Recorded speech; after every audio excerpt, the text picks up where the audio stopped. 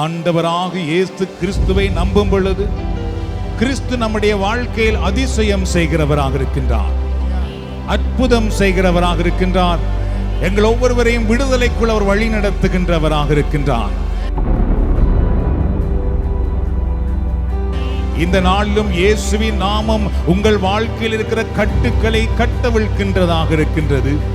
இயேசுவின் நாமம் இந்த நாளிலே உங்கள் குடும்பத்தில் இருக்கிற பிரச்சனைகளுக்கு தீர்வு கொண்டு வருகிற நாமமாக இருக்கின்றது. You come to the name of deliverance and healing. இன்றைக்கு நீங்கள் உங்களை குணமாக்குகிற, விடுதலையாக்குகிற நாமத்திடத்திலே நீங்கள் வந்திருக்கின்றீர்கள்.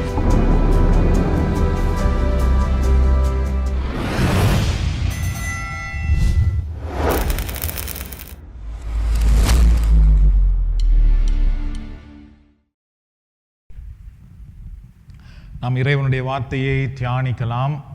So first find out how things work. விடயங்கள் எவ்வாறு செயல்படுகின்றன என்பதை கண்டறியுங்கள்.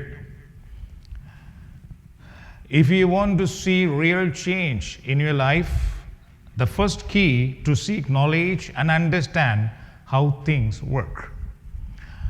உங்கள் வாழ்க்கை சிறந்த வாழ்க்கையாக மாற்றப்பட வேண்டும் என்றால் முதலாவது நீங்கள் அந்த சிறப்பான வாழ்க்கைக்கு வேண்டிய அறிவை பெற்றுக்கொள்ள வேண்டும். அதுக்கு பின்பு ஒவ்வொரு விடயங்களும் எவ்வாறு செயல்படுகின்றன என்பதையும் நீங்கள் அறிந்து கொள்ள வேண்டும். உதாரணமாக வருமானம் நமக்கு வருகிறது என்றால் அதை எவ்வாறு பயன்படுத்துவது, குடும்பம் என்றால் அந்த குடும்பத்தில் எப்படி வாழ்வது, சிவ வழிபாட்டில் பங்கு பெறுகிறோம் என்றால் அதனுடைய நோக்கம் என்ன, அதிலே நான் எவ்வாறு என்னை அர்ப்பணிக்க வேண்டும், அதாவது எவ்வாறு விடயங்கள் செயலாற்றுகின்றன என்பதை நீங்கள் அறிந்து கொள்ள வேண்டும்.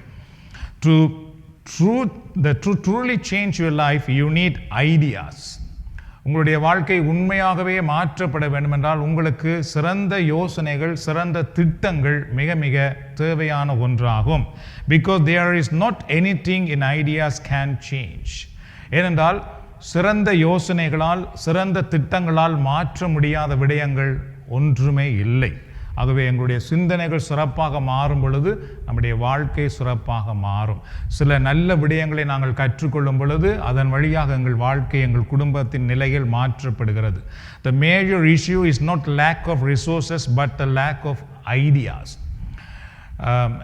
முக்கியமான விடயம் என்னவென்றால் எங்கள் வாழ்க்கை சிறப்பாக மாறுவதற்கு விடயங்கள் இல்லை அல்லது பொருட்கள் இல்லை அல்லது சூழ்நிலைகள் இல்லை என்பது அர்த்தமல்ல. எல்லாம் இருக்கிறது. அதை எவ்வாறு நாம் பயன்படுத்துவது என்று தெரியாமல் இருக்கின்றோம். அதுதான் மிக மிக பாதிப்பான ஒன்று. உதாரணமாக இந்த சுபக்குழு என்றால் இதில் நாம் பங்கு பெறும் பொழுது இதனால் நமக்கு கிடைக்கின்ற ஆசீர்வாதம் என்ன, அதுக்காக நான் எவ்வாறு என்னை ஆயத்தப்படுத்த வேண்டும் என்று நாம் நம்மை ஆயத்தப்படுத்தாமல் போனால் இந்த சுப வழிபாட்டாலும் எங்களுக்கு எந்த விதமான நன்மையும் பெற முடியாது. சில நேரத்திலே பார்த்துக்கிட்டால் எங்களுக்கு ஒரு விடயம் நம்முடைய கையில் இருக்கும் பொழுது அதனுடைய பலன் தெரியாது, அது இல்லாமல் இருக்கும் பொழுது அதனுடைய பலன் தெரியும். அதனாலே நாம் ஒவ்வொன்றையும் சிறப்பாக பயன்படுத்த அழைக்கப்படுகின்றோம். For example, when one person say to another, I don't have money. உதாரணமாக ஒருவர் இன்னொரு இடத்திலே சொல்லுகிறார், என்னிடத்திலே பணம் இல்லை அப்படி என்று. The other person replied, that is not the problem. அதுக்கு மற்ற மனிதர் என்ன சொல்லுவார் என்றால் அது ஒரு பிரச்சனையே இல்லை. The real issue was lack of ideas on how to create wealth. சரியோ? அதுக்கு அந்த மனிதர் என்ன சொல்லுவார் என்றால் பணம் இல்லை என்பது ஒரு பிரச்சனையே இல்லை. உன்னுடைய பிரச்சனை என்னவென்றால் பணத்தை எவ்வாறு நீ தேடுவது, பணத்தை எவ்வாறு நீ திரட்டுவதென்று யோசிக்காமல் இருக்கிறாய். அதுதான் பிரச்சனை.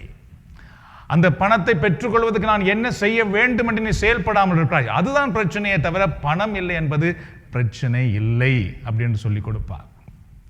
So once you have the right idea, you can change anything. So that's the experiences. So அதனாலே பல அனுபவசாலிகள் என்ன சொல்லுகிறார்கள் என்றால் உங்களிடத்திலே நல்ல யோசனைகள் வருமாக இருந்தால், நல்ல திட்டங்கள் வருமாக இருந்தால் நீங்கள் எதையும் உங்களால் மாற்றிக்கொள்ள முடியும் அப்படி என்று. அவை கரங்கள் தடுத்துறவை நாம் ஆண்டவருக்கு நன்றி சொல்லுவோம். Steve jobs, the co-founder of Apple, he said, great ideas are the foundation of changes, setting you apart as a leader. அதாவது ஆப்பிள் நிறுவனத்தின் பொறுப்பாளர் அவர் என்ன சொல்லுகிறார் என்றார், சிறந்த யோசனைகள் மாற்றங்களின் அடித்தளமாகும், அவைகள் உங்களை ஒரு தலைவராக வேறுபடுத்தி காட்டுகின்றன என்று. சரியோ? சிறந்த சிந்தனைகள், சிறந்த திட்டங்கள் வந்து எங்களை ஒரு பெரிய தலைவராக மாற்றி விடுகின்றது. அப்படி என்று அதுதான் நம்முடைய மாற்றத்தின் அடித்தளம். ஒரு வீட்டுக்கு அடித்தளம் இருப்பது போல. ஸோ அடித்தளம் வந்து அதுதான். அப்படி என்று அவர் ஒரு பெரிய தலை சிறந்த வெற்றி கண்டவர் தன்னுடைய தொழிலிலே. ஸோ அவர் சொல்லுகிறார். Also Elon Musk, CEO of Tesla and SpaceX, அதாவது வந்து டெஸ்லா கார் கண்டுபிடித்த அவர். சரியோ? டெஸ்லா கார் எப்பொழுது நாங்கள் வீட்டில் காய்ப்போம். இப்போத்தைய மார்க்கெட்டில் ஒரு காரை, ஒரு வாகனத்தை கண்டுபிடித்து ஃபேமஸாக வரதென்றால் அது யாராலும் முடியாத விடயம். என்றால் பல பல ஆண்டுகளாக நிறைய கார் கம்பெனிகள் சிறந்த ஒரு நிலையில் இருக்குது. அப்போது ஒரு டொயாட்டா காரை வின் பண்ணுறதுக்கு இன்னொரு கார் செய்ய முடியாது. ஹோண்டா அல்லது வேறு எந்த காரையும் முடியாது. ஏனென்றால் அது அந்த அளவு டாப்பில் வந்துட்டு. அப்படி ஒரு சேலஞ்ச், அப்படிப்பட்ட நிலையில் இருக்கும் பொழுது டெஸ்லா காரை திடீரென கண்டுபிடித்து அதை விட மேலான இடத்துக்கு கொண்டு வந்தவரான் இவர். ஸோ அந்த அளவு அவரிடத்திலே வந்து சிறந்த ஐடியாக்கள், தன்னம்பிக்கை இருந்தது அவர். இப்போ அவர் என்ன சொல்லுகிறார் என்றால், having good idea is just a beginning, success lies in how you bring it to life. அப்படி என்று சரி அவர் என்ன சொல்லுகிறார் என்றால், நல்ல யோசனை வைத்திருப்பது வெறும் ஆரம்பம் தான். சரியோ? நல்ல யோசனைகள் வெறும் ஆரம்பம். அதை நீங்கள் எவ்வாறு உயிர்ப்பிக்கிறீர்கள், அதை எவ்வாறு நீங்கள் செயல்பாட்டு கொண்டு வருகிறீர்கள் என்பதுதான் வெற்றி இருக்கிறது. அப்படி என்று சரியோ? அதனாலே அவர் வந்து இப்படியெல்லாம் பெரிய சேலஞ்ச் இருக்கும் பொழுது ஒன்றை யோசித்தார். நான் ஏன் எலக்ட்ரிக்கில் ஒரு கார் கண்டுபிடிக்கக்கூடாது?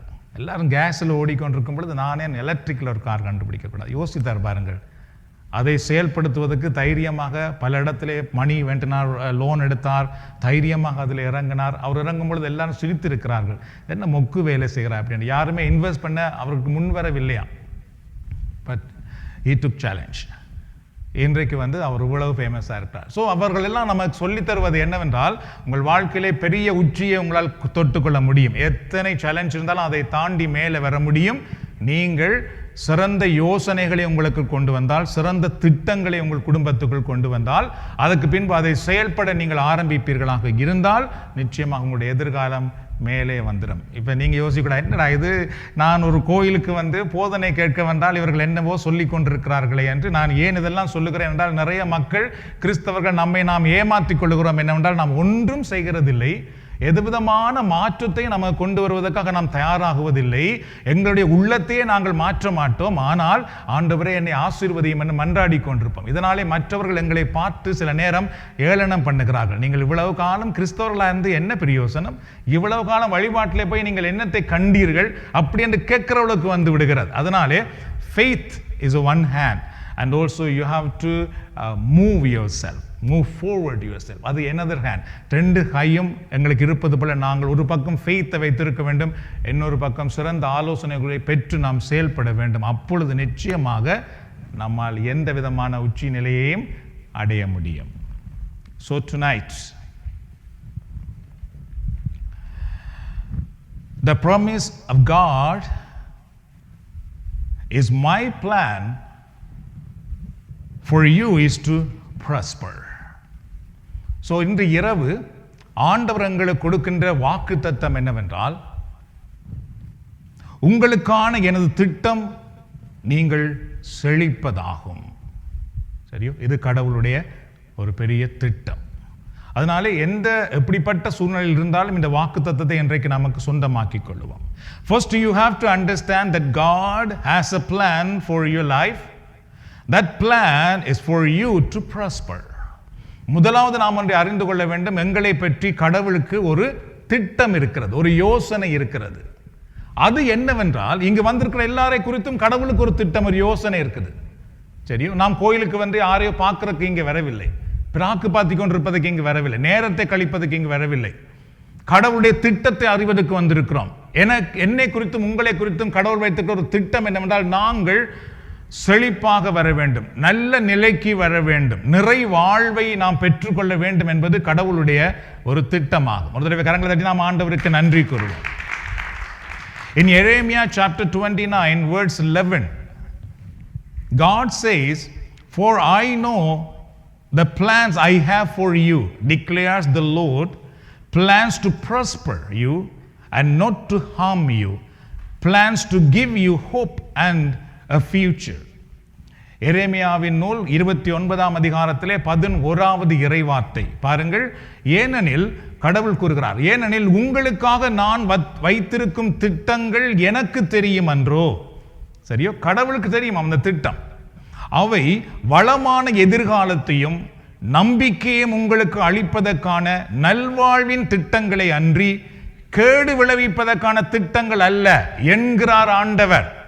சரி, அதை கவனிக்க வேண்டும். நாம் பலமுறை சொல்லுகிறோம், ஆண்டவர் ஏன் தான் என்னை சோதிக்கிறாரோ, ஆண்டவர் ஏன் தான் கண்ணை மூடிக்கொண்டிருக்கிறாரோ, ஏன் தான் தண்டிக்கிறாரோ, ஏன் எங்கள் குடும்பத்துக்கு இந்த பிரச்சனையை தருகிறாரோ, எங்கள் பிள்ளைகளுக்கு இந்த கஷ்டங்களை தருகிறார் நாம் சொல்லுகிறோம். இது கடவுளுடைய சிந்தனையும் அல்ல, திட்டமும் அல்ல. அன்பானவர்களே, கடவுள் என்ன சொல்லுகிறார் என்றால், நான் உங்களை குறித்து வைத்திருக்கிற திட்டம் மேலான திட்டம். அது சிறந்த ஒரு நல்ல ஒரு வாழ்க்கை உங்களுக்கு நான் தர வேண்டும் என்பதுதான் என்னுடைய திட்டமாக இருக்கிறது. So you may think I don't have a good future. சில நேரம் நீங்கள் நினைக்கலாம், எனக்கு ஒரு நல்ல எதிர்காலம் வராது அப்படி என்று. I have nothing to make a good future. நல்ல ஒரு சிறந்த எதிர்காலத்தை நான் உருவாக்குவதற்கு என்னிடத்திலே ஒன்றுமே இல்லையே என்று கூட நீங்கள் சில நேரம் நினைக்கலாம். I have no work, no degree, no money, no family. நீங்கள் சில நேரம் நினைக்கலாம், என்னிடத்திலே நல்ல குடும்பம் இல்லை, என்னிடத்திலே பணம் இல்லை, என்னிடத்திலே பட்டங்கள் இல்லை, எனக்கு நல்ல வேலை இல்லை. I am not a knowledgeable person, I am not a talentable person or good looking person. இதெல்லாம் மக்கள் நினைத்து கவலைப்படுகிற ஒன்று கடவுளிடத்திலே வருகிற மக்கள். சில மக்கள் நினைக்கலாம், நான் ஒரு மற்றவர்களுக்கு பார்ப்பதற்கு நான் ஒரு அழகானவனாக இல்லாமல் இருக்கிறேனே அப்படின்னு சில பேர் நினைக்கிறார்கள். அதே நேரத்தில் எனக்கு திறமைகள் இல்லாத ஒரு மனிதனாக நான் இருக்கின்றேனே, நான் அறிவில்லாத ஒரு மனிதனாக இருக்கின்றேனே, அப்படி இருக்கும் பொழுது எனக்கு எப்படி சிறந்த எதிர்காலம் உருவாகும் என்று பல மக்கள் நினைக்கின்றார்கள். I don't deserve a good future because I am a sick and weak person. சில பேர் நினைக்கிறார் என்றால், நான் ஒரு சுகையினமான மனிதன், நான் ஒரு பலவீனமான மனிதன், அதனால எனக்கு ஒரு நல்ல வாழ்க்கையை இனி பெற்றுக்கொள்ள முடியாது அப்படின்னு சில பேர் நினைக்கின்றார்கள். or have made mistake in my character. சில மக்கள் நினைக்கிறார்கள், என்னுடைய வாழ்க்கையில் என்னுடைய குணத்தில் எல்லாம் நான் சில தவறுகளை நான் செய்து விட்டேன். My friends, God is promising you that he has a plan for you. அதனால் அன்பானவர்களை ஒன்றை அறிந்து கொள்ளுங்கள், கடவுள் வாக்கு கொடுக்கின்றார், நான் உங்களுக்கு ஒரு திட்டம் வைத்திருக்கின்றேன். and that plan is for you to prosper. அந்த திட்டம் என்னவென்றால், நீங்கள் செழிப்பாக இருக்க வேண்டும், சிறப்பாக இருக்க வேண்டும். மீண்டும் கரங்களை தட்டி நாம் ஆண்டவருக்கு நன்றி கூறுவோம். இது கடவுள் கூறுகின்ற வாக்கு தத்தம் உங்களுக்கும் எனக்கும். நான் உங்களுக்கு கூறுவதா நினைக்கக்கூடாது. சரியோ, கடவுள் இந்த நேரத்தில் எனக்கும் இதை தான் கூறுகின்றார். தூய ஆவினார் வழியாக, அவருடைய வார்த்தை வழியாக உங்களுக்கும் அதை தான் கூறுகின்றார், தூய ஆவினார் வழியாக, இறை வார்த்தை வழியாக. So who comes to God? ஆண்டவரிடத்திலே வருகிறார்கள். இது ஒரு பெரிய கேள்வி. எனக்கு சில நேரத்திலே சில பேர் சொல்லியிருக்கிறார்கள், வழிபாட்டுக்கெல்லாம் யார் வருவார்கள்? யாரெல்லாவது பிரச்சனையில் உள்ளவர்கள், தலையில் சுகம் இல்லாதவர்கள், அப்படிதான் வருவார்கள் இந்த வழிபாட்டுக்கு. நிறைய பேர் எனக்கு சொல்லியிருக்கிறார்கள், வராதவர்கள் சொல்லியிருக்கிறார்கள், உங்களுக்கு கூட சில பேர் சொல்லியிருக்கலாம். ஸோ யார் கடவுளிடத்திலே வருகிறார்கள்? It is not the rich person or talented person or good looking or even the religious person. ஒரு சமயவாதி இப்படி தான் எல்லாம் இருக்க வேண்டும். சமயம் அதாவது சமயத்திலே சொல்லப்படுகிற சட்டதிட்டங்களை கடைபிடிக்கிறவர்கள், அல்லது பெரிய பணக்காரர்கள், மிக அழகானவர்கள், மிக சிறந்த ஆற்றல் உள்ளவர்கள், அறிவுள்ளவர்கள், நிறைய பேர் கடவுளிடத்திலே வருகிறதே இல்லை. சரியோ, ஒன்றை நாம் அறிந்து கொள்ள வேண்டும், அவர்கள் யாரும் கடவுளிடத்திலே வருவதில்லை. or they often turn to the world, they often go after the world. அவர்கள் நிறைய தடவை உலகத்துக்கு பின்னாலே தான் போவார்கள். வடிவான ஒரு ஆள் ஏன் இங்கே குந்தி கொண்டிருக்கப்படும்? அதனால இங்க இருக்கிற யாரெல்லாம் வடிவில்லைன்னு யாரும் பண்ணிடக்கூடாது. ஓகே, நிறைய பணம் உள்ளாக்களே இங்கே குந்தி கொண்டிருக்கணும் அப்படி என்று நாம் சில நேரம் நினைக்கிறோம். அதுபோல் சில பேர் நினைத்து கொண்டிருக்கிறார்கள். ஆனால் இந்த செய்தியின் முடிவிலே உங்களுக்கு தெரியும், நாம் எல்லாரும் இந்த இடத்துல இருக்கிற நாம் எவ்வளவு பாக்கியவான்கள் கடவுளுடைய திட்டத்துக்குள் வருவோமாக இருந்தால். So who come to God are the poor. ஆகவே யார் கடவுளிடத்திலே வருகிறார்கள் என்றால் மிக வறுமையில் உள்ளவர்கள், the sick people, நோயில் உள்ளவர்கள், the oppressed, ஒடுக்கப்பட்டவர்கள்,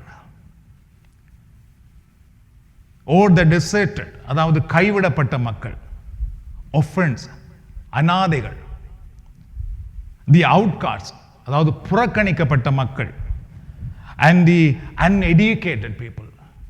படிக்காதவர்கள், மிக மிக தாழ்நிலையில் உள்ளவர்கள், ஒன்றுமே இல்லாதவர்கள், இப்படிப்பட்டவர்களாம் நிறைய முறை பார்த்துக்கிட்டால் கடவுளிடத்திலே வருகிறார்கள். சரியோ? அதனால தான் இலங்கையிலலாம் எல்லாரும் கோயில் கோயிலாக ஓடணும் என்றால் அங்கே எங்களுக்கு தேவைகள் இருந்தது. ஆனால் இங்கே வந்தோடனே அதே கோயில் குளம் என்று ஓடினவர்கள் நிறைய பேர் இப்போ கோயில் இல்லாமல் இருக்கிறார்கள். ஏனென்றால் அவர்களுக்கு வசதி வாய்ப்புகள் வந்திருக்கிறது. அதனாலே யார் கடவுளிடத்திலே வருகிறார்கள் என்றால் கஷ்டத்தில் உள்ளவர்கள், வேதனையில் உள்ளவர்கள், துன்பத்தில் உள்ளவர்கள், அதாவது பிரச்சனையில் உள்ளவர்கள் தான் கடவுளிடத்திலே வருகிறார்கள். நானும் நீங்களும் அப்படிதான் இங்கே வந்தோம். தெரியும், நாங்கள் எல்லாம் நல்ல சந்தோஷமா இருந்து கொண்டு இங்கே யாரும் வரவில்லை. பிரச்சனைகள், துன்பங்கள், கஷ்டங்கள், போராட்டங்கள் வந்ததால் தான் எங்கே நாம் கடவுளை தேடி வந்தோம். சரி, my friend, when you come to God, God's blessing give you a best life than those who trust in the world. I can promise you. சரியோ? நானும் நீங்களும் ஆண்டவரிடத்திலே வரும் பொழுது யாரெல்லாம் உலகத்தை நம்பி உலகத்துக்கு பின்னாலே ஓடுகிறார்களோ அவர்களை விட மேலான சிறந்த ஆசீர்வாதமான வாழ்க்கையை கடவுள் எங்களுக்கு ஆசீர்வாதம் தருகிறவராக இருக்கின்றார். தெரியும், அதான் உண்மை. ஏன்னா நிறைய மக்கள் கடவுள் எவ்வாறு ஆசீர்வதிக்கிறார் என்று அறியாமல் போய்விட்டார்கள். So in Isaiah chapter 60 verse 3 says, nation will come to your light and kings to the brightness of your dawn. ஏசாயா 63 என்ன சொல்லுகிறது பாருங்கள். பிற இனத்தார் உன் ஒளி நோக்கி வருவர், மன்னர் உன் உதய கதிர் நோக்கி நடை போடுவர். இந்த வசனத்தை எல்லாரும் ஒரு தடவை வாசிப்போமா? புற இனத்தார் உன் ஒளி நோக்கி வருவர், மன்னர் உன் உதய கதிர் நோக்கி நடை போடுவர். சரியோ? ஆண்டவர் என்ன வாக்கு கொடுக்கிறார் என்றால், நான் உங்களுக்கு சிறந்த ஒரு எதிர்காலத்தை வைத்திருக்கிறேன். சரியோ? you will be prosper. அப்படி நாங்கள் ஆண்டவரால் ஆசீர்வதிக்கப்படும் பொழுது ஆண்டவர் வாக்கு கொடுக்கின்றார், யாரெல்லாம் எங்களிடத்திலே வருவார்களாம். சரியோ? திருமறை சொல்லுகிறது, பிற இனத்தார் உன் ஒளி நோக்கி வருவர். அப்படின்னா உன் வாழ்க்கை ஒளியாக மாற்றப்படும். அவர்கள் உன்னை தேடி வருவார்கள். மன்னர்கள், அரசர்கள் கூட நம்மை தேடி வருவார்களாம். சரியோ? ஏனென்றால் இறைவன் யாரை ஆசீர்வதிக்கிறாரோ, எந்த குடும்பத்தை ஆசீர்வதிக்கிறாரோ அவர்கள் இந்த உலகத்தின் அறிவால், உலகத்தின் பொருளால், உலகத்தின் பணத்தால் கொடுக்க முடியாத உயர்ந்த நிலைக்கு அவர்கள் உயர்த்தப்படுகிறார்கள். அதனாலே உலகத்தை நோக்கி ஓடுவதை விட கடவுளை நோக்கி நாம் வருவமாக இருந்தால் கடவுள் தருகிற ஆசீர்வாதம் மேலான ஒன்று என்பதை நாம் எல்லாரும் அறிந்து கொள்ள வேண்டும். நானே என்னுடைய அனுபவத்திலே சொல்லுகிறேன். நான் இன்றைக்கு இந்த பணியெல்லாம் செய்யாமல் வெறும் ஒரு ஃபேக்டரியிலே வேலை செய்து கொண்டு என் குடும்பத்திலே நல்ல ஒரு கணவனாக, நல்ல ஒரு அப்பாவாக மட்டும் நான் இருப்பேன் என்றால் உங்கள் அத்தனை பேருடைய மதிப்பையும், நீங்கள் கொடுக்கின்ற அந்த மரியாதையை, நீங்கள் கொடுக்கின்ற எல்லா விதமான அன்பை நான் ஒருபோதும் பெற்றிருக்க மாட்டேன். நான் சாதாரணமாக ஒரு குடும்பத்திலே ஒரு தகப்பனாக, ஒரு கணவராக மட்டும்தான் இருப்பேன். ஆனால் இன்றைக்கு எத்தனையோ இடங்களிலே எத்தனையோ பேர் மதிக்கக்கூடிய விதமாக, எத்தனையோ பேர் ஜெபிக்க வரக்கூடிய விதமாக, எத்தனையோ பேர் ஆலோசனை கேட்கக்கூடிய விதமாக அந்த ஒரு நிலைக்கு வந்திருக்கிறோம். நான் படித்து வரவில்லை. கடவுளுடைய ஆசீர்வாதம் என்னையும் உங்களையும் அவ்வாறு மாற்றும் என்று திருமறை சொல்லுகிறது. பிற இனத்தவர்கள், மக்கள் நம்மை தேடி வருவார்களாம். அரசர்கள் நம்மை, அரசர் என்றால் பெரிய பலம் வாய்ந்தவர்கள், பெரிய பணம் படைத்தவர்கள், ஆட்சி உரிமை கொண்டவர்கள், அவர்கள் கூட கடவுளை நம்புறவர்களை தேடி வரும்படி கடவுள் செய்கிறவராக இருக்கின்றார். கரங்களை தட்டி நாம் ஆண்டவருக்கு நன்றி செலுத்துவோம். So my friends, nation will come to you. That is a God's promise. திருமறை என்ன சொல்லுகிறது என்றால், நகரங்கள், நாடுகள் உங்களை தேடி வரும். You may have been rejected by society. சில நேரத்தில் நீங்கள் சமுதாயத்தினாலே ஒதுக்கப்பட்டிருக்கலாம், வெறுக்கப்பட்டிருக்கலாம். You may have been rejected by family or friends. நண்பர்களால், குடும்பத்தினால் கூட நீங்கள் ஒதுக்கப்பட்டிருக்கலாம். But today God promises that nation will come to you. ஆனால் இன்றைய கடவுள் என்ன வாக்கு கொடுக்கிறார் என்றால், நாடுகள் கூட உன்னை தேடி வரும். யாரெல்லாம் உங்களை புறக்கணித்தார்களோ அவர்கள் கூட உங்களை தேடி வருவார்கள். சரியோ? This is what we read about Job. இதைதான் ஜோபுவின் நூலிலே, ஜோபுவின் வாழ்க்கையிலே நாம் வாசிக்கின்றோம். When Job faced troubles and lost everything, people abandoned. எப்பொழுது ஜோபு தன்னுடைய வாழ்க்கையிலே பல பிரச்சனைகளை, துன்பங்களை, சோதனைகளை சந்தித்தாரோ அப்பொழுது மக்கள் எல்லோரும் அவரை வெறுத்தார்கள், அவரை ஒதுக்கி வைத்தார்கள் என்று நாம் பார்க்கின்றோம். Even his wife left him. அவருடைய மனைவி கூட அவரை விட்டு போனார். The enemy planned to destroy Job's life, but God planned to bless him. எதிராளியாகிய அலகை ஜோபினுடைய குடும்பத்தை அழிக்க வேண்டும், ஜோபினுடைய எதிர்காலத்தை அழிக்க வேண்டும், பிள்ளைகளை அழிக்க வேண்டும், சொத்துக்களை அழிக்க வேண்டும், சுகத்தை திருட வேண்டும் என்றுதான் எதிராளியை அலகை திட்டமிட்டு செயல்பட்டார். ஆனால் கடவுள் யோபுவுக்கு வித்தியாசமாக திட்டமிட்டார். எதையெல்லாம் இழக்கிறாரோ அதை மீண்டும் நான் 2 மடங்கு கொடுப்பேன் என்று கடவுள் திட்டமிட்டார். எந்த துன்பங்களை அவர் சந்திக்கிறாரோ அந்த துன்பத்துக்கு பதிலாக மீண்டும் அவரை மேலும் நான் உயர்த்துவேன் என்று கடவுள் திட்டம் வைத்தார். பாருங்கள், அதான் நாம் ஜோபுவினுடைய நூலிலே நாம் வாசிக்கிறோம். So remember, God's plan always best. அதனால ஒன்றை நாம் அறிந்து கொள்ள வேண்டும், கடவுளுடைய திட்டம் எப்பொழுதுமே மிக சிறந்ததாக இருக்கிறது. When God blessed Job, the Bible records Job chapter 42 verse 10 to 11. கடவுள் ஜோபை ஆசீர்வதிக்கும் பொழுது பரிசுத்த வேதாகம் என்ன சொல்லுகிறது என்றால், ஜோபுவின் நூல் 42ஆம் அதிகாரத்திலே 10 to 11 வரைக்கும், the Lord restored his fortune and gave him twice as much as he had before. All his brother and sister and everyone who had known him before came and ate with him in his house. ஜோபுவின் நூல் 42 10 to 11 வரை பாருங்கள். ஆண்டவர் செல்வங்களை எல்லாம் மீண்டும் நல்கினார், மேலும் அவர் ஜோபுவுக்கு இருந்தவற்றையெல்லாம் 2 மடங்கு ஆக்கினார். சரியா? துன்பம், வேதனை, கஷ்டங்களுக்கு பின்னர் அவருடைய எல்லா சகோதரர்களும் சகோதரிகளும் அவரை முன்பு தெரிந்திருந்த அனைவரும் அவரிடம் வந்தனர், அவரது இல்லத்தில் அவரோடு விருந்துண்டனர். இது ஜோபுடைய வாழ்க்கையில் நடந்தது. ஆண்டவர் சொன்னார், அரசர்கள் உன்னை தேடி வருவார்கள், உன்னை விட்டு போனவர்கள் உன்னை தேடி வருவார்கள். கடவுள் ஆசீர்வதிக்கும் பொழுது, ஆகவே ஜோபுக்கு துன்பங்கள் வந்த பொழுது எல்லாரும் விட்டு விலகி போனார்கள். ஆனால் ஜோபு கடவுளிலே நம்பிக்கையோடு இருந்தார். மீண்டும் கடவுளுடைய ஆசீர்வாதத்தை பெற்றுக்கொள்ளும் வரைக்கும் ஜோபு பொறுமையாக இருந்தார். கடவுளுடைய ஆசீர்வாதம் மீண்டும் ஜோபு மேல் வந்த பொழுது யாரெல்லாம் போனார்களோ அவர்கள் எல்லோரும் மீண்டும் ஜோபுவிடத்திலே வந்து ஜோபுவின் வீட்டுக்கு வந்து உணவுண்டார்கள் என்று பார்க்கிறோம். And also Job chapter 42 and verse 12. The Lord blessed the later part of Job's life more than the former part. சரியோ? ஜோபு 42:12 எல்லாம் சேர்ந்து வாசியுங்கள்.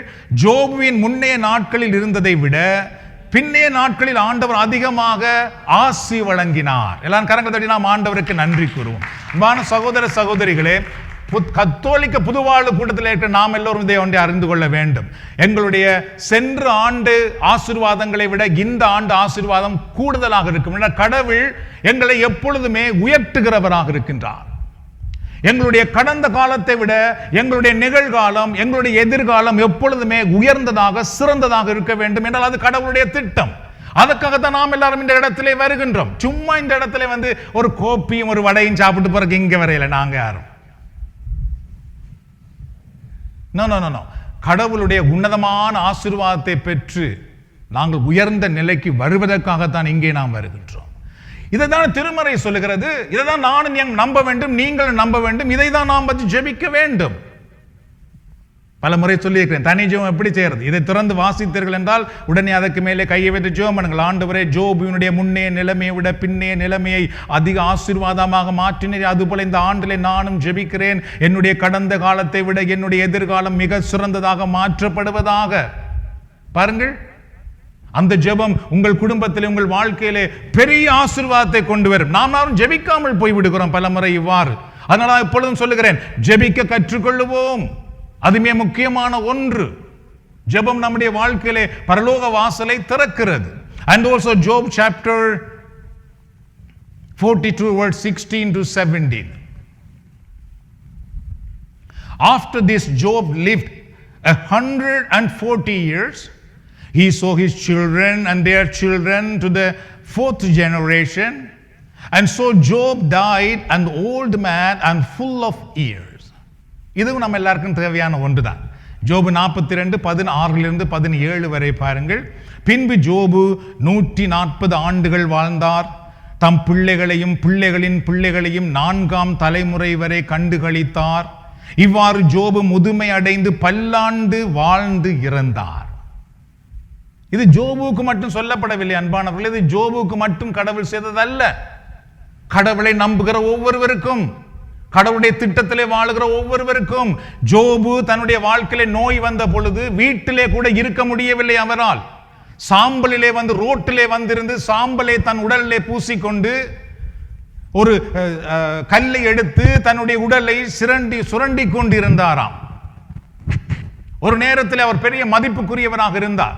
ஆனால் வருத்தங்கள், துன்பங்கள், இழப்புகள் வந்த பொழுது எந்த மதிப்புக்கும் உரியவராக இல்லாமல் அவருடைய நண்பர்களால் கூட குற்றம் சாட்டப்பட்டு எப்பொழுது மரணம் வருமோ தெரியாத நிலையில் இருந்தவர் ஜோபு. ஆனால் ஆண்டவர் ஜோபு கொண்டு வைத்திருந்த திட்டம் மேலானது. ஜோபை ஆண்டவர் ஆசீர்வதித்து என்ன செய்தாராம் பாருங்கள். பிள்ளைகள் இறந்து போனார்கள், மீண்டும் அவருக்கு பிள்ளைகள் பிறந்தார்கள். சென்ற முறையும் சொன்னேன், முதல் இருந்த பிள்ளைகளை விட அழகான பிள்ளைகளாக அவர்கள் இருந்தார்களாம். திராட்சை ரசம் மாற்றப்பட்ட பொழுது முன்பு கொடுத்த ரசத்தை விட பின்பு கொடுத்த ரசம் சுவையாக இருந்தது. சோ பழைய ஏற்பாட்டில் என்ன நடந்ததோ அது புதிய ஏற்பாட்டில் நடந்தது. அதுபோல அன்றைய கடவுள் ஒன்றை ஒருவருக்கு செய்வார் என்றால் இன்று நமக்கும் அதை செய்வார்.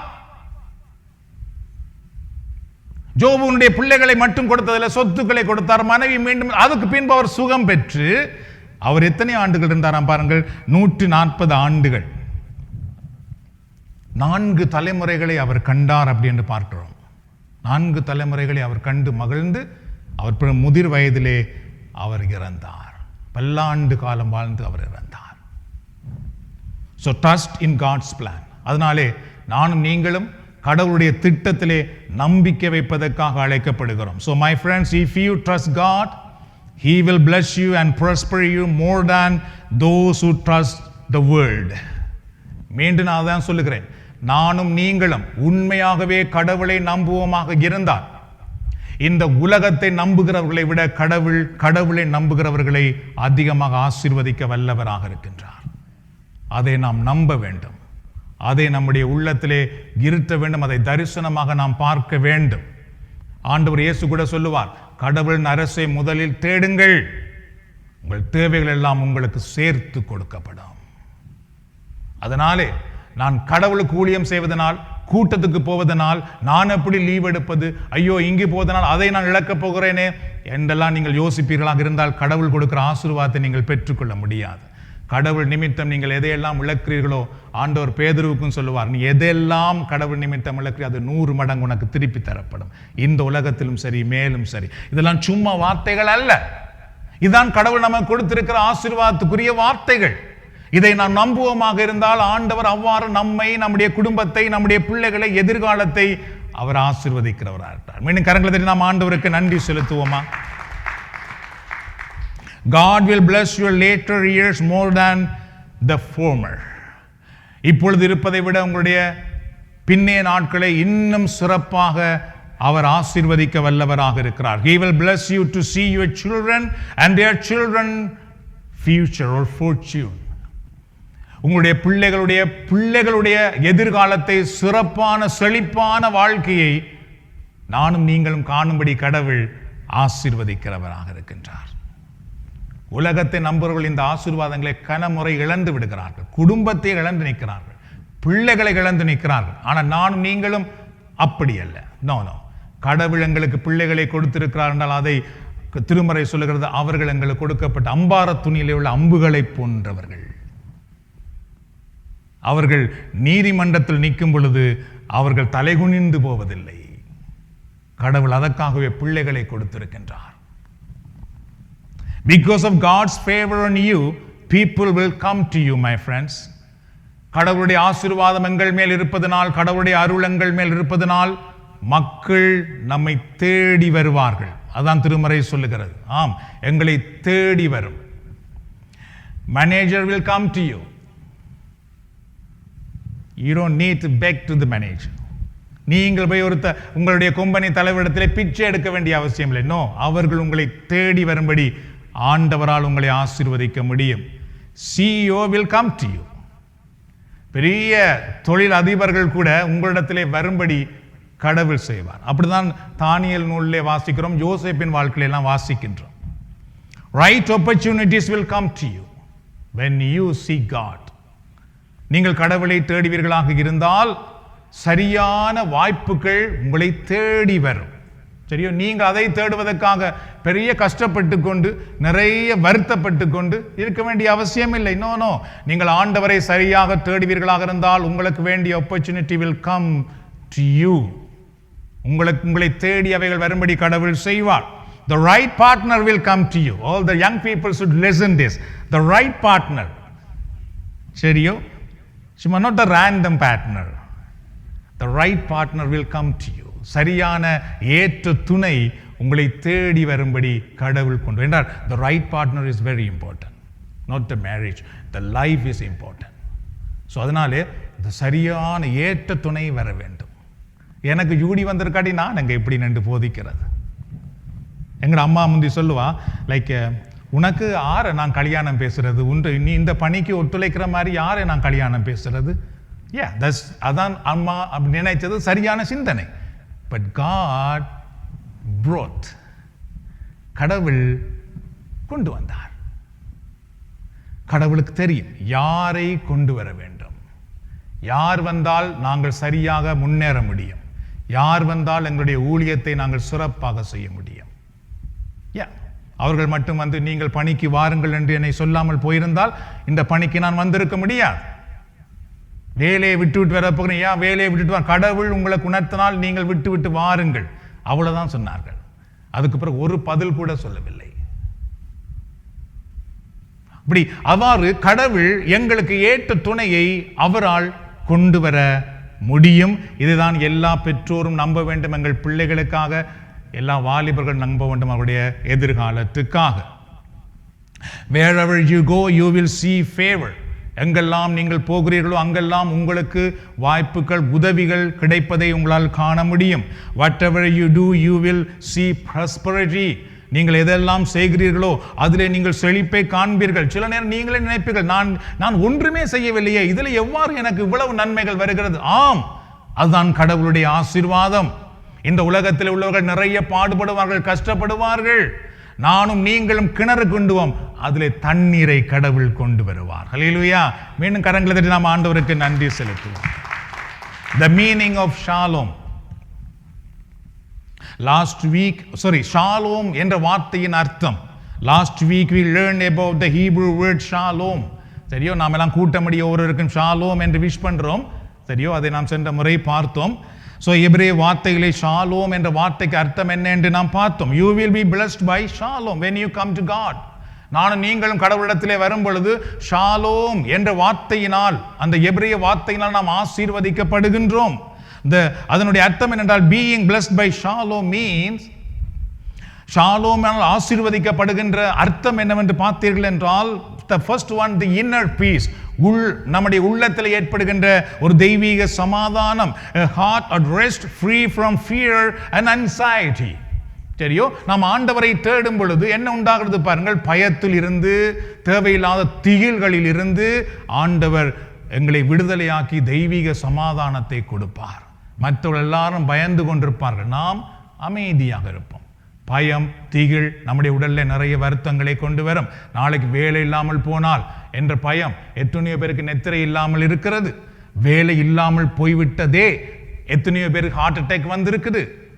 ஆனால் கடவுளை நம்புகிற பிள்ளைகள் அப்படி யாரும் பயப்பட கடவுள் விட மாட்டார்.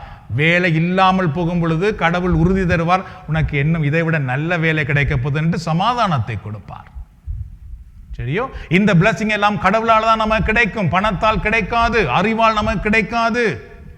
The relational harmony, அதாவது ஒரு குடும்ப உறவில் இருக்கின்ற இணக்கம், ஒற்றுமை. நீங்கள் பார்த்துக்கிட்டால் the peace in relationship marked by love, forgiveness and unity. குடும்பத்திலே கடவுளுடைய ஷாலோம் என்ற வார்த்தையினுடைய ஆசீர்வாதம் என்னென்றால், குடும்பத்திலே பார்த்துக்கிட்டால் அவ்வளவு ஒற்றுமையும் சமாதானமும், மன்னிப்பு கேட்கின்ற, மன்னிப்பு கொடுக்கின்ற அந்த ஒரு நிலையை கடவுள் குடும்பத்திலே கொண்டு வருவார். This is a very important அன்பானவர்களே, குடும்பத்திலே அது. And also prosperity and well-being, செழிப்பும் நாம் பூரணமாக இருக்கின்ற ஆசீர்வாதம். அதான் ஷாலோம் என்ற வார்த்தையினுடைய அர்த்தம். Not just material wealth, but the deep sense of fulfillment and joy of life's blessing. அந்த ஷாலோம் எப்படிப்பட்ட ஆசீர்வாதத்தை கொண்டு வரும் என்றால் வெறும் பொருளாதார ஆசீர்வாதம் மட்டும் நமக்கு கிடைக்காது. உள்ளத்திலே நிறைவான சமாதானமும் நம்முடைய வாழ்க்கையில நிறைவாய் வாழக்கூடிய அந்த ஆசீர்வாதத்தையும் கொடுக்கிறதாக இருக்கின்றது. சரி, what is God's plan? This is the last one. ஆக இப்பொழுது நாம் மீண்டும் வருவோம். கடவுளுடைய திட்டம் என்ன? என்னை குறித்து, உங்களை குறித்து. நான் நீங்கள் வீட்டுக்கு போகும் பொழுது அதை தான் நாம் தலையிலே கொண்டு போக அழைக்கப்படுகின்றோம். அதற்காக ஜெபிக்க நாம் அழைக்கப்படுகின்றோம். All this week please pray for God's plan. What's about you? What's for you? உங்களுக்காக, உங்களை பற்றி கடவுளுடைய திட்டம் என்ன என்பதை நீங்கள் இந்த வாரம் முழுவதும் ஜெபித்து பாருங்கள். அதனுடைய பெரிய ஆசீர்வாதத்தை காண்பீர்கள். Number 1, God says, my plan for you is to prosper. கடவுள் சொல்லுகிறார், என்னுடைய திட்டம் நீங்கள் சிறப்பாக செழிப்பாக இருக்க வேண்டும். சரியோ? இந்த வார்த்தையை நீங்கள் தயவு செய்து கேட்க வேண்டும். கடவுளிடத்திலே வருகிறவர்கள் வெறும் துன்பத்திலும் வேதனையிலும் கஷ்டத்திலும் உள்ளவர்தான் வருகிறார்கள். ஆனால் அவர்களை தான் கடவுள் செழிப்பாக மாற்றுகிறார். என்னையும் உங்களை தான் கடவுள் செழிப்பாக மாற்றுகிறார். அதுக்காக தான் இங்கே நாம் வருகின்றோம். You will be the head, not the tail. நீங்கள் வாளாக இல்லாமல் தலையாக இருக்கும்படி கடவுள் ஆசீர்வதிப்பார். Always rising higher and never falling behind. நீங்கள் விழுந்து விடாமல் எப்பொழுதுமே உயர்ந்து வரும்படி ஆண்டவர் உங்களை ஆசீர்வதிக்கிறவராக இருக்கின்றார். உங்களுக்கு முன்னாலே நான் என்று சொல்லுகிறேன், இந்த பணி வாழ்விலே எத்தனை தடைகள், எத்தனை பிரச்சனைகள் வந்தது உங்கள் சிலருக்கு தெரியும். எவ்வளவு துன்பங்களை நாம் சந்தித்தோம். ஆனால் கடவுள் நம்மை விழுந்து போக விட்டாரா? இல்லை. இருந்ததிலும் பார்க்க உயர்த்தி கொண்டு வருகிறாரே தவிர அவர் நம்மை விழுந்து போக விடவில்லை. யார் எங்களை ஒடுக்கினார்களோ, யார் எங்களை விழுந்து போகும்படி செய்தார்களோ, யார் பிரச்சனைகளை, துன்பங்களை கொடுத்தார்களோ, யார் எங்களிடத்திலே உள்ளதெல்லாம் எடுத்துக்கொண்டு போனார்களோ, அவர்களுடைய ஆண்டவர் இன்னும் இந்த ஜெபக்குழுவை உயர்த்தித்தான் வைத்திருக்கிறார். கரங்களை தட்டி நாம் ஆண்டவருக்கு நன்றி செலுத்துவோமா? அதனாலே நான் உங்களுக்கு சொல்லுகிறேன், அன்பானவர்களே, நம்மை கடவுள் விழுந்து போக விட மாட்டார். எங்களை ஆண்டவர் எப்பொழுதும் உயர்த்தி கொண்டு வருகிறவராக இருக்கின்றார். You will walk in favor and not rejection. நீங்கள் நிராகரிக்கப்படுவதற்கு பதிலாக, ஒதுக்கப்படுவதற்கு பதிலாக நீங்கள் எல்லாராலும் சேர்த்து கொள்ளப்படுகிறவர்களாக மாற்றப்படுவீர்கள். For God will make a way for you. சரியோ? கடவுள் எங்களுக்காக வழிகளை திறந்து விடுவார். நாம் யாரும் அது கஷ்டப்பட வேண்டிய அவசியம் இல்லை. நாம் கடவுளை தேடினால் போதும். எங்களுக்கு எந்த வாசல் திறக்கப்பட வேண்டுமோ அந்த வாசலை கடவுள் சரியாக திறப்பார், சரியான நேரத்திலே. அது உங்கள் வாழ்க்கையை பெரிய உயரத்து கொண்டு வந்து விடும். அன்பானவர்களே, you will reap a harvest of blessing and not struggle in lack. நீங்கள் இல்லாமையை, பிரச்சனையை, வறுமையை நீங்கள் அறுவடை செய்ய மாட்டீர்கள். நாம் அறுவடை செய்ய மாட்டோம். மாறாக கடவுள் கொடுக்கிற திரளான நன்மைத்தனங்களை நாங்கள் அறுவடை செய்வோம். You will shine like a city on the hill and not be hidden. நீங்கள் மறைந்திருக்கிற ஒரு வீட்டை போல, ஒரு நகரை போல அல்ல. நீங்கள் மலை மேலிருந்து பிரகாசிக்கின்ற குடும்பமாக இருக்கும்படி, உங்கள் வாழ்க்கை இருக்கும்படி ஆண்டவர் ஆசீர்வதிப்பார். You will be victorious and not defeated. நீங்கள் தோற்று போக மாட்டீர்கள், நீங்கள் வெற்றி அடைவீர்கள். You will experience joy and not sorrow. நீங்கள் துன்பத்தை அனுபவித்துக் கொண்டிருக்க மாட்டீர்கள், மகிழ்ச்சியை நீங்கள் அனுபவிக்கிறவர்களாக இருப்பீர்கள். For divine joy will be your strength. பரலோக வல்லமை, பரலோக பிரசன்னம், சமாதானம் உங்களுடைய தைரியமாக, உங்களுடைய உறுதியாக மாற்றப்படும். For you will be lender and not borrower. நீங்கள் வேண்டுகிறவர்களாக இருக்க மாட்டீர்கள், நீங்கள் கொடுக்கிறவர்களாக இருக்கும்படி கடவுள் ஆசீர்வதிக்கிறவராக. உங்களால் அன்பை கொடுக்க முடியும், உங்களால் ஆதரவை கொடுக்க முடியும், உங்களால் சமாதானத்தை கொடுக்க முடியும், உங்களால் ஜெபத்தை கொடுக்க முடியும், உங்களால் பொருளாதாரத்தை கொடுக்க முடியும். நீங்கள் இன்னொரு இடத்துல தான் இந்த அன்பு கிடைக்க வேண்டும், ஆதரவு கிடைக்க வேண்டும், ஜெபம் கிடைக்க வேண்டும், உதவி கிடைக்க வேண்டும். நோ நோ நோ நோ, அப்படி நீங்கள் இருக்க மாட்டீர்கள். நான் நீங்களும் அப்படி இருக்க மாட்டோம். நாங்கள் கொடுக்கிறவர்களாக இருக்கும்படி கடவுள் ஆசீர்வதிப்பார். கரங்களை தட்டி உதவி ஆண்டவருக்கு நன்றி கூறுவோம். You will be soar on wings like eagle and not grow weary. நான் நீங்கள் சோர்ந்து போக மாட்டோம். கழுகை போல சிறகடித்து பறக்கிறவர்களாக கடவுள் எங்களை மாற்றுவார். You will walk in health and not in sickness. நாங்கள் பலவீனத்திலே, சுகஈனத்திலே இருக்கிறவர்களாக இல்லாமல் சுகத்தோடு வாழும்படி கடவுள் எங்களை ஆசீர்வதிக்கிறார். So tonight, trust in God's plan. அதனால் இன்று இரவு கடவுளுடைய திட்டத்தை, உங்களை குறித்து கடவுள் வைத்திருக்கிற திட்டத்தை நீங்கள் நம்புங்கள். And he will prosper you abundantly. ஆண்டவர் நீங்கள் மிகுதியாக நிறைவை காணும்படி உங்களை அவர் ஆசீர்வதிக்கிறவராக இருக்கிறார். That is God's plan. அதுதான் கடவுளுடைய திட்டமாகும். God bless you and your family. ஆண்டவர் உங்களையும் உங்கள் குடும்பத்தையும் ஆசீர்வதிப்பாராக. நாம் எல்லாரும் எழுந்து நின்று ஜெபத்துக்காக எங்களை அர்ப்பணிக்கலாம். ஆசீர்வதிக்கும் தேவன் நம்மை ஆசீர்வதிப்பாரே. ஆசீர்வதிக்கும் தேவன் நம்மை ஆசீர்வதிப்பாரே. துதி ஸ்தோத்திரம் இயேசுநாதா, துதி உமக்கே என்றுமே. துதி ஸ்தோத்திரம் இயேசுநாதா, துதி உமக்கே என்றுமே. ஆசீர்வதிக்கும் தேவன் நம்மை ஆசீர்வதிப்பாரே. ஆசீர்வதிக்கும் தேவன் நம்மை ஆசீர்வதிப்பாரே. ஆபிரகாமை ஆசீர்வதித்தவர் ஆசீர்வதிப்பாரே. ஈசாக்கை ஆசீர்வதித்த தேவன் ஆசீர்வதிப்பாரே. ஆபிரகாமை ஆசீர்வதித்தவர் ஆசீர்வதிப்பாரே. ஈசாக்கை ஆசீர்வதித்த தேவன் ஆசீர்வதிப்பாரே. ஆசீர்வதிக்கும் தேவன் நம்மை ஆசீர்வதிப்பாரே.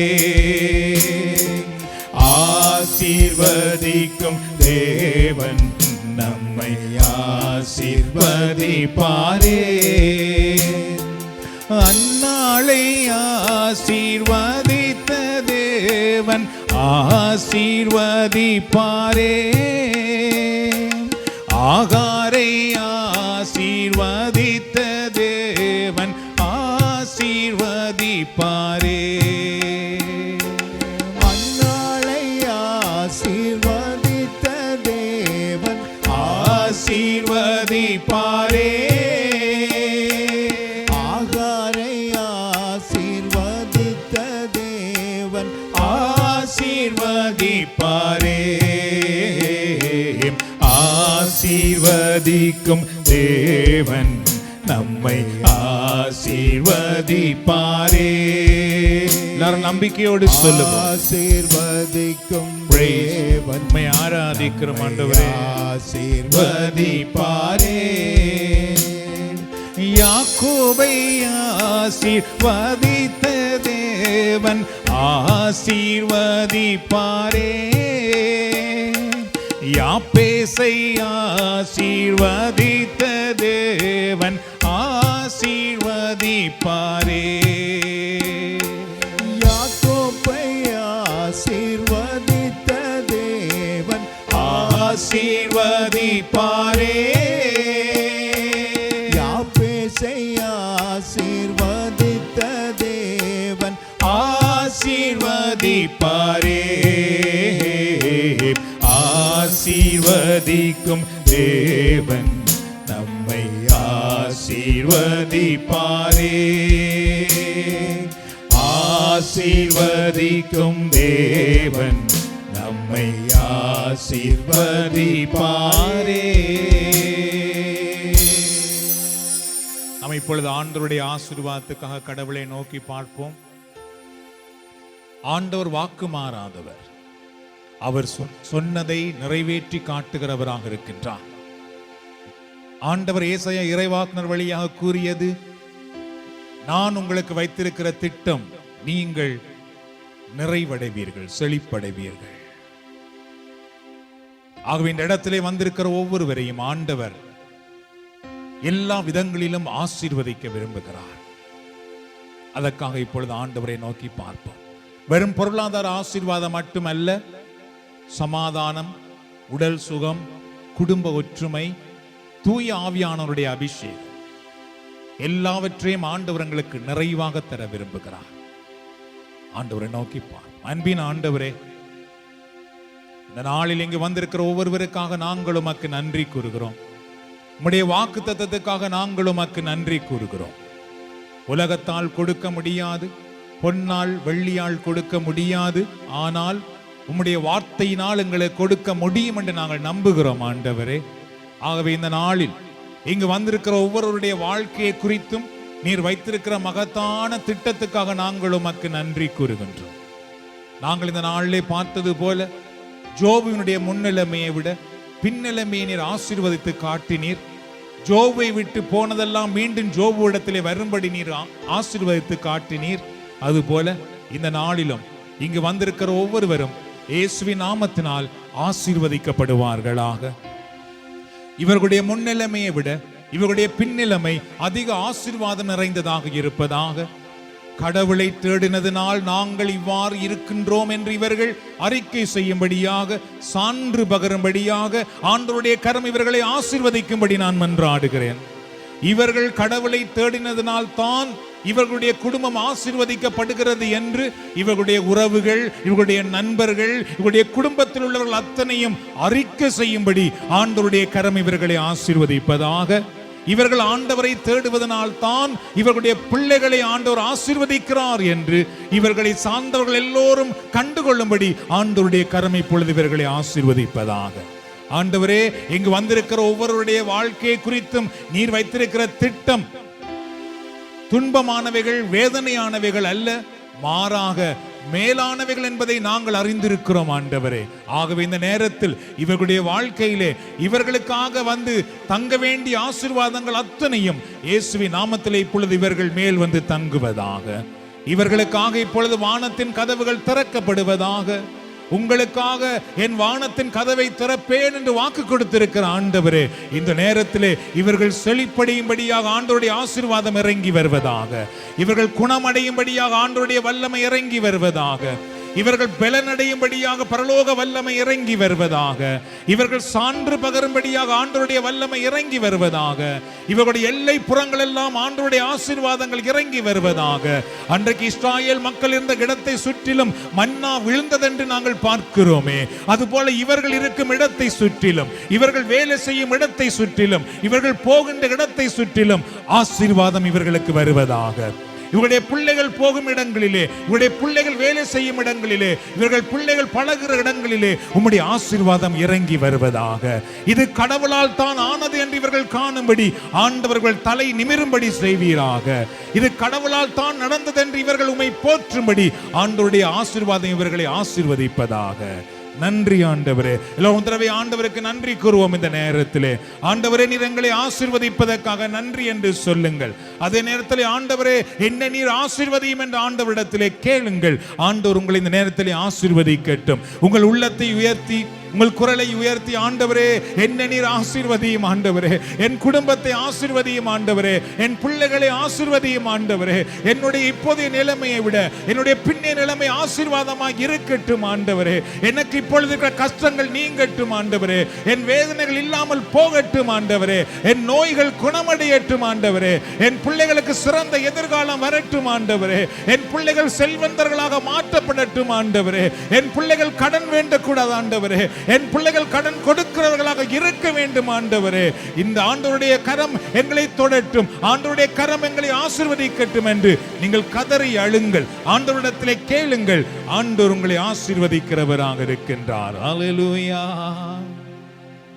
ஹல்லேலூயா, ஹல்லேலூயா. Lord, I pray for everyone who are here. ஆண்டவரே, இங்கு வந்திருக்கிற எல்லோருக்காகவும் நான் இப்பொழுது ஜெபிக்கின்றேன்.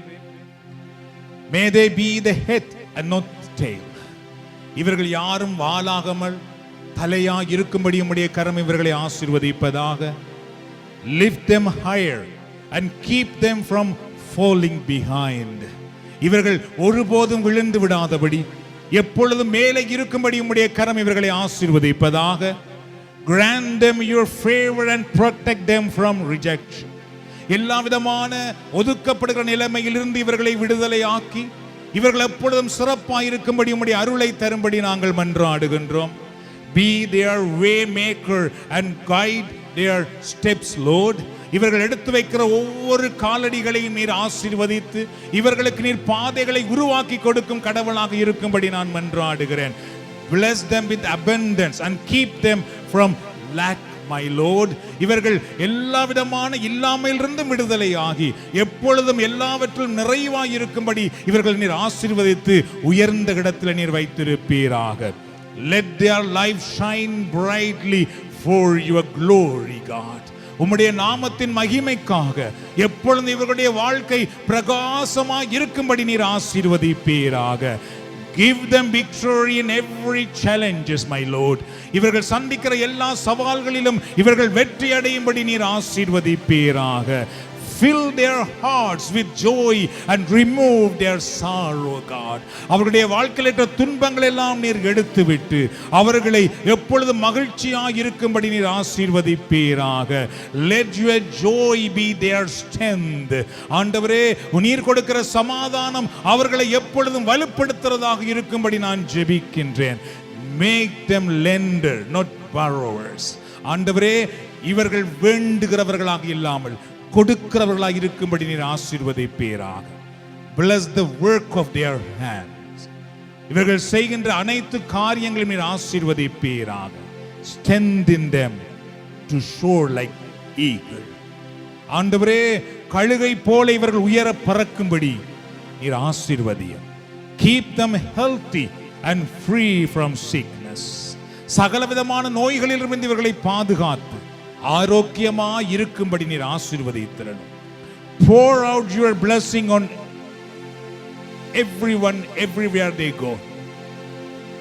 உம்முடைய ஆசீர்வாதத்தை இவர்கள் எங்கு போனாலும் எங்கிருந்தாலும் பெற்றுக்கொள்ளும்படி இவர்கள் மேல் உம்முடைய ஆசீர்வாதத்தை ஊற்றுவீராக.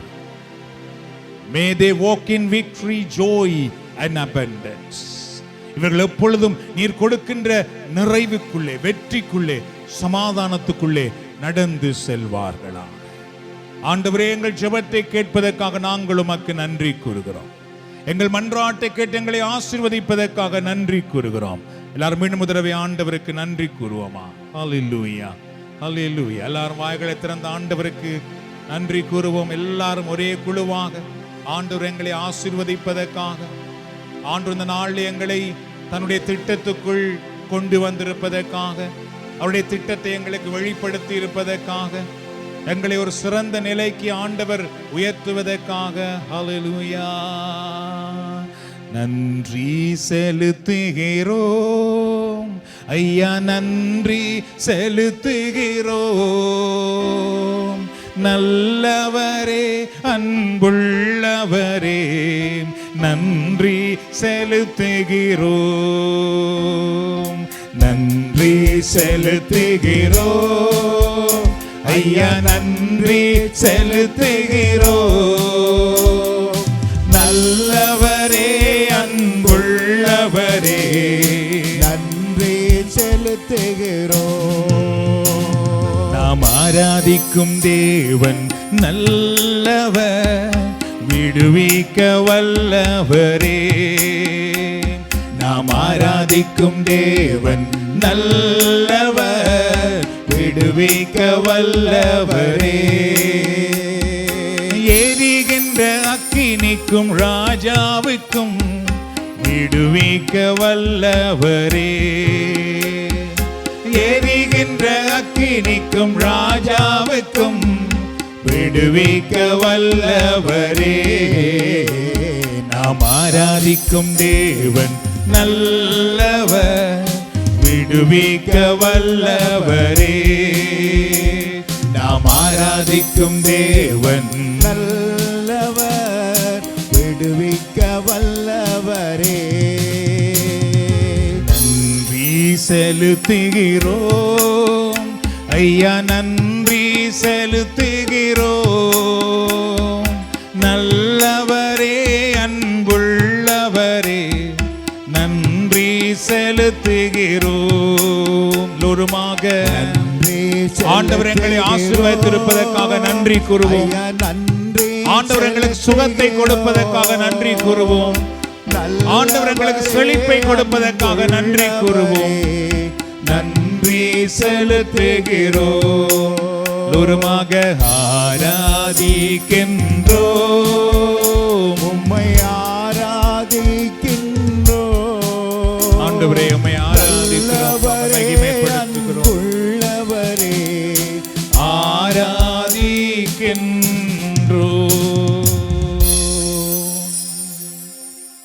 இறுதி ஆசீர்வாதத்துக்காக நாம் சிரம் தாழ்த்துவோம்.